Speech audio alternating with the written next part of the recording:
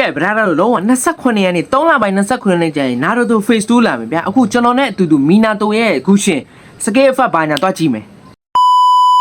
ကဲဗရာတော့ဒါကတော့ Phase 2 29ရက်နေ့မှာလာမှာနော်ဒါတော့မီနာတိုဗျာနာရိုတိုရဲ့ဖခင်ကြီးပေါ့မီနာတိုမြောက်ရင်ဂူရှင်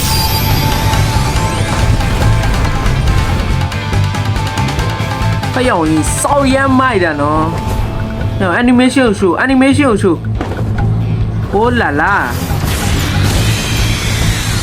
တစ်ချက်နှိမ့်လိုက်သူကအဲ့လိုမျိုးကြောင်းတယ်ပေါ့မီနာတိုဂူရှင်နဲ့ collab skin တဲ့ဒါဗျာအိုးရောဝမ်းမိုက်တယ်ဟောအိုးအားရဟုတ်တယ်ဒါအထုတ်သွင်းရလဲမိုက်တယ်နော်အဲ့အာတီအိုးရောင်ကြီးဓာတ်ရှစ်ချောင်းကြီးကလာတဲ့ဟာပုံစံကြီးကို show oh la la ဒီဘက်ကဂျူလီယန်